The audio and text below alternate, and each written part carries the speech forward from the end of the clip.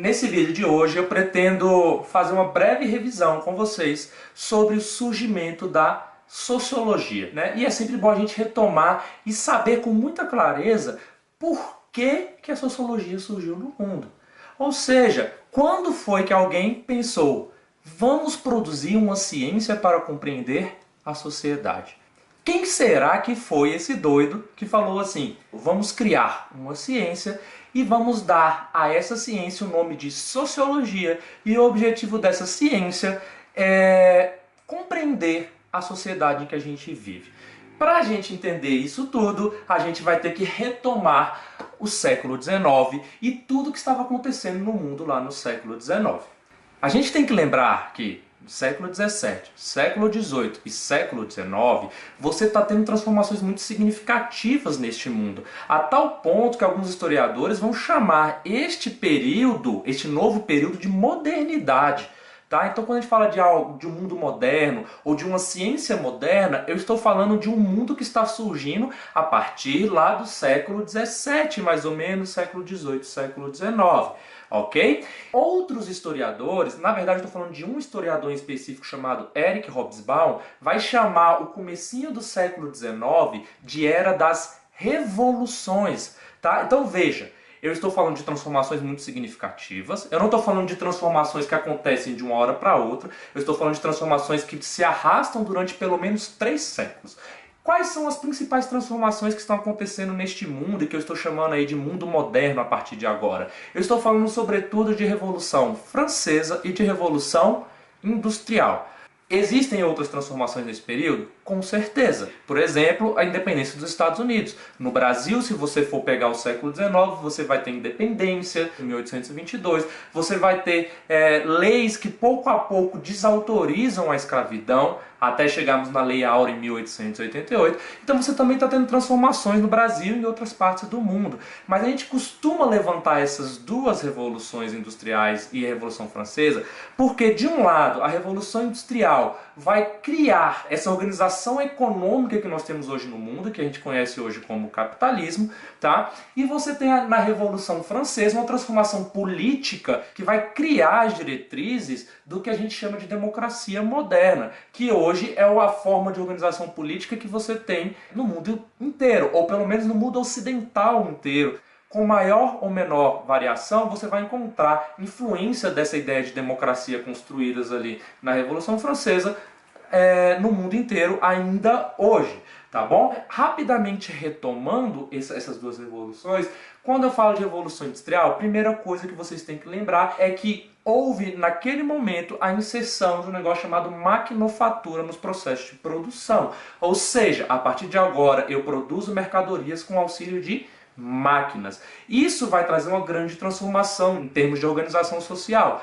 Se você for lembrar naquele período, a gente estava saindo de uma forma de organização chamada feudalismo, cujas riquezas eram produzidas no campo, na área rural. A partir de agora, você vai ter uma forma de organização social urbana, industrial e urbana. As pessoas passam a se mudar para as proximidades das indústrias, e nas proximidades dessas indústrias constrói as grandes cidades, essas grandes metrópoles que a gente conhece hoje. Cidades com grande aglomeração de pessoas e com vários problemas que antes não existiam, porque antes as pessoas moravam no campo.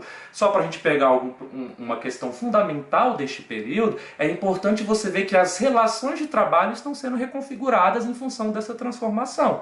Se antes as pessoas tinham uma relação de trabalho que eu chamava de vassalagem, ou seja, a pessoa trabalhava em troca de favores lá na terra do senhor feudal, a partir de agora as pessoas trabalham em troca de um salário, tá? Isso não significa necessariamente que de imediato aquela pessoa que era um servo e que agora é um trabalhador está no melhor dos mundos. A gente tem que sempre lembrar que esses salários às vezes eram muito baixos e que a jornada de trabalho às vezes se estendiam aí por 15, 16, 17, enfim, você não tinha limite de horas para trabalhar por dia. Então você está criando novas condições de trabalho que são igualmente problemáticas, ok? Por outro lado, Além de você ter essa questão trabalhista, você vai ter outras questões, como por exemplo, o problema da violência urbana, o problema do trabalho infantil, a disparidade salarial que havia entre homens e mulheres, e também você vai ter uma transformação das condições de vida. Agora você consegue produzir as coisas em grande quantidade, você vai ter uma produção que a gente chama de produção em massa, tá ok? Você vai ter um aumento da produção de lixo, você vai ter começar a ter questões ambientais aparecendo aí, vai ter, por exemplo, uma liberação cada vez maior de dióxido de carbono na nossa atmosfera. Então veja, transformações muito significativas na forma com que as pessoas viviam. Vale lembrar, eu esqueci de comentar, mas vale lembrar que você está falando de um período, por exemplo, em que você ainda não tem regulamentação trabalhista. As pessoas trabalhavam sem qualquer direito de trabalho, o que significa que não tinha salário mínimo, não tinha direito a férias, não tinha licença maternidade, não tinha aposentadoria. Ou seja, era de fato um regime que alguns jornais da época, inclusive, chamavam de nova escravidão. Então veja, por mais que parecesse que essas pessoas tinham mais liberdade do que elas tinham antes, elas estavam diante de novas condições de vida que nem sempre satisfaziam a elas. Na maior parte das vezes, as pessoas continuavam vivendo numa situação de miséria absoluta e de muita exploração em termos de trabalho. Junto a essa transformação econômica, a gente estava tendo uma transformação política que estava sendo influenciada sobretudo pela Revolução Francesa, na França, óbvio, mas que teve influência sobre o mundo inteiro. Tá? Se a gente fosse resumir a Revolução Francesa em pouquíssimas palavras, a gente diria que a Revolução Francesa representou a queda dos poderes tradicionais, das formas de dominação tradicionais. Basicamente eu estou falando aqui da monarquia e da igreja no mundo inteiro. Tanto a monarquia, que é esse poder do rei, que seria um enviado por Deus, quanto o poder da igreja, que seria esse poder do clero, sobretudo da igreja católica, no mundo inteiro essas duas instituições passam a perder poder. E a gente vai então dizer que essas formas de dominação tradicional, que esse conceito de dominação tradicional é um conceito do Max Weber, que a gente vai trabalhar mais pra frente, tá? A gente vai dizer que essas formas de dominação tradicional estão perdendo força no mundo, muito por conta da influência das ideias da Revolução Francesa. Por outro lado, você vai ter um outro grupo de pessoas que vai passar a ter cada vez mais poder político. E esse grupo de pessoas é um grupo que você já conhece muito bem, chamado burguesia. Os burgueses, esses profissionais autônomos que fizeram fortuna com seus comércios, com seus próprios negócios, a partir deste momento, eles também vão reivindicar poder político, ok? Lembrem, você tinha de um lado um rei e a igreja que mandavam em tudo, e de outro você tinha a burguesia, que embora tivesse muito poder econômico, até então não tinha poder político nenhum. Então eles vão entrar em choque, tá? Porque a burguesia quer ter esse direito de poder participar de forma mais ativa da política nacional. O resultado final disso tudo é uma burguesia que finalmente alcança esse poder político, derruba o rei. Vocês vão lembrar que o rei da França, que era o rei Luís XVI na época, ele morre guilhotinado pelos revolucionários franceses. Tem sua cabeça cortada. Veja como isso é representativo de uma mudança muito significativa. E veja como é que a burguesia consegue chegar ao poder. Ela chega ao poder utilizando um discurso de que o povo tem que participar das decisões de um determinado país. Mas tem que ficar claro, essas ideias não surgem do nada. Tá? A burguesia ela está se alimentando das ideias iluministas. Vocês devem lembrar que o iluminismo foi um movimento filosófico que pelo menos ali entre o século XVII e o século XVIII já haviam propondo transformações muito grandes na sociedade e já haviam questionando exatamente o poder da igreja e o poder do rei.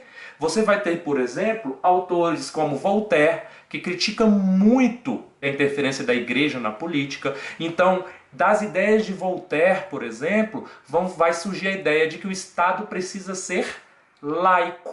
Ou seja, o Estado não pode intervir na opção religiosa das pessoas. A gente tem que viver num lugar onde as pessoas tenham liberdade religiosa e não sejam perseguidas por conta dessa opção. Você vai ter filósofos iluministas como, por exemplo, Montesquieu, que vai propor, por exemplo, a divisão do poder em três partes. É a teoria dos três poderes que nós temos até hoje. Então, até hoje nós temos aí poder executivo, poder legislativo e poder judiciário.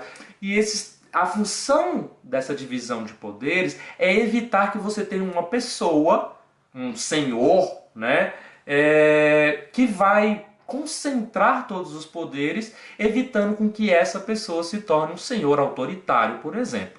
Então, quando você tem a divisão de três poderes, esses três poderes se fiscalizam entre si. E você cria aí um mecanismo que a gente conhece como mecanismo de pesos e contrapesos. Qual era o objetivo de Montesquieu, anos antes da Revolução Francesa, propor isso aí? Questionar o poder do rei, que tinha o poder absoluto naquela França do século XVII, século XVIII. E, óbvio, os burgueses que estão ali comandando a Revolução Francesa vão se apegar justamente a essas ideias, porque eles também estão ali se levantando contra o poder da monarquia.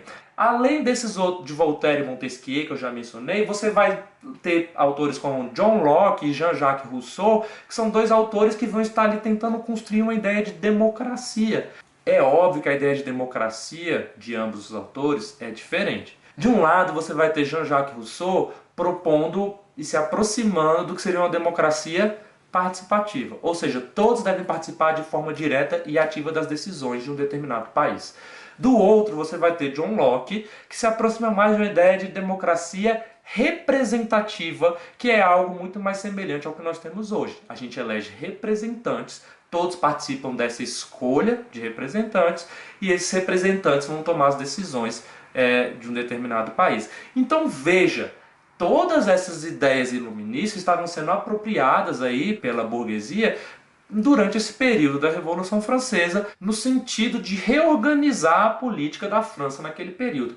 E isso não ficou preso à França. Vários outros países vão ser influenciados pelas ideias que foram ali divulgadas durante essa Revolução Francesa. Basta ver que muitas constituições no mundo foram escritas, influenciadas pela Declaração dos Direitos do Homem e do Cidadão. Foi uma declaração que os burgueses revolucionários escreveram em 1789 com o objetivo de delinear quais seriam os valores, quais seriam as diretrizes do novo governo. Agora que a gente derrubou a monarquia, a gente precisa de saber como que a gente vai se organizar daqui para frente. E o primeiro artigo dessa declaração diz mais ou menos o seguinte: todos os homens nascem livres e iguais. Basicamente, o que a burguesia queria dizer, primeiramente, ninguém nasce diferente de outras pessoas. Não existe alguém que nasce, por exemplo, com sangue azul enviado por Deus para poder ser rei ou rainha. E todos vão alcançar seus objetivos conforme o seu próprio mérito. Aí surge a própria ideia de meritocracia, que a gente não vai entrar muito a fundo agora, ok? Por outro lado, também vai dizer que todos são livres, mas por que a burguesia se apegava tanto a esse valor de liberdade? Porque você estava saindo de um regime monárquico absolutista, em que o rei tinha poder absoluto e que as pessoas não podiam dar a sua opinião sobre as coisas, não tinham liberdades religiosas, não tinham liberdades políticas e, em determinados casos, sequer tinham liberdade de ir e vir. Né? Então você vai ter nessa Declaração dos Direitos do Homem e do Cidadão princípios fundamentais que vão nortear não apenas a Revolução Francesa, mas que vão ser apropriados por outros países na sua organização política. Tá? A própria Constituição brasileira de 1824 ela é muito influenciada por esses valores da Revolução Francesa. E muitos dos acontecimentos que vão acontecer no mundo a partir desse momento são influenciados por isso que está acontecendo na Revolução Francesa.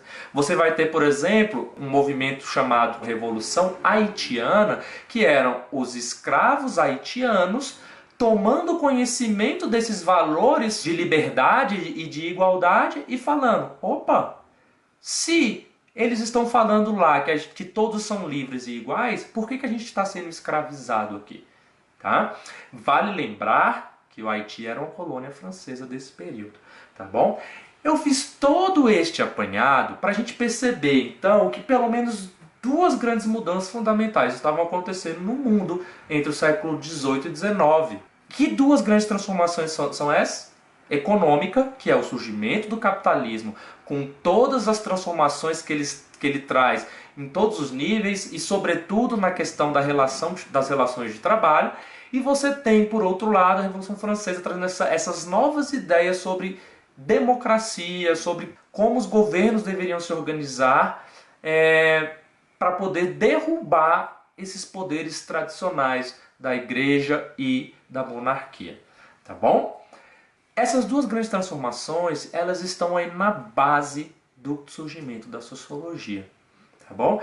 Por quê? Porque é justamente observando as consequências dessas revoluções e percebendo que muitas vezes essas consequências não eram muito positivas, como poderiam parecer, e eu falo aqui sobretudo das consequências da Revolução Industrial, já que você não tinha leis trabalhistas, já que você não tinha uma proteção aos trabalhadores naquelas indústrias, então, já que você tinha uma série de problemas advindos dessa grande transformação e dessa industrialização muito rápida da sociedade, muitos intelectuais começaram a se questionar. Caramba, o que a gente pode fazer para melhorar essas condições? Caramba, que novo mundo é esse em que nós estamos vivendo?